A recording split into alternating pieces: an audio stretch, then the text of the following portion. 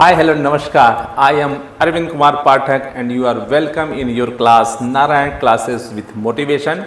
As we discuss part number 13, case first in previous video, which link is in the description.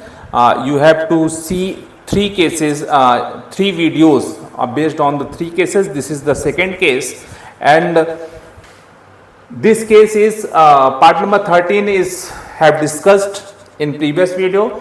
Then I go to direct on case second. After selling of m object, then profit is equal to SP of n object, then profit equal to n into 100 upon m minus n. You can notice that here profit or loss is not written here, only profit is clear. Profit percent, not profit or loss, only profit percent. When after selling of m object, profit is equal to SP of n object, then profit percent equal to n into 100, means number which come in the last in the question and first minus m second.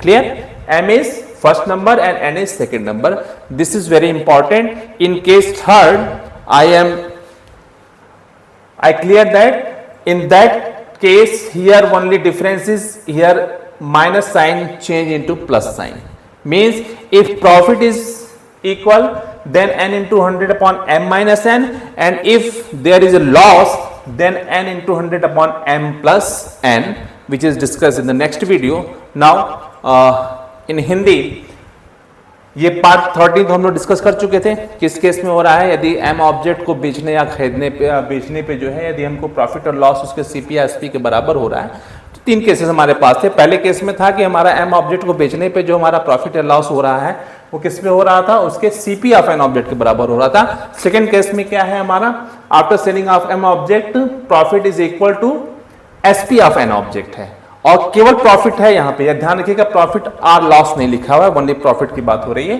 तो हम profit का case ही केवल देखेंगे. Profit percent equal to n into 100 upon m minus n. ठीक है, ये हमारा लास्ट वाला नंबर है, ये first number minus second number. ठीक है, देखिए केस थर्ड भी हम होगा, उसका भी मैं कुछ क्लू आपको यहाँ पे दे देता हूँ. वहां पे भी सेम चीजें यहीं पे रहेंगी. ठीक है, लेकिन वहां पे प्रॉफिट की जगह क्या होगा, लॉस होगा, और लॉस के केस में क्या होगा, चीजें सब वही रहेंगी, यहाँ पे माइनस की जगह प्लस होगा. देखिए उल्टा हो रहा है, ध्यान रखिएगा, इसीलिए मैंने इसको अलग अलग डिस्कस करने की कोशिश किया, नहीं तो मैं प्लस माइनस साइन लगा के दोनों इंक्लूड कर देता. लेकिन यहाँ पे चूंकि प्रॉफिट होने पे यहाँ पे माइनस साइन को इंक्लूड किया जा रहा है, और लॉस होने पे वहां पे क्या है, प्लस साइन को इंक्लूड किया जा रहा है. तो आइए हम केस सेकंड के एग्जाम्पल को देख लेते हैं ध्यान से.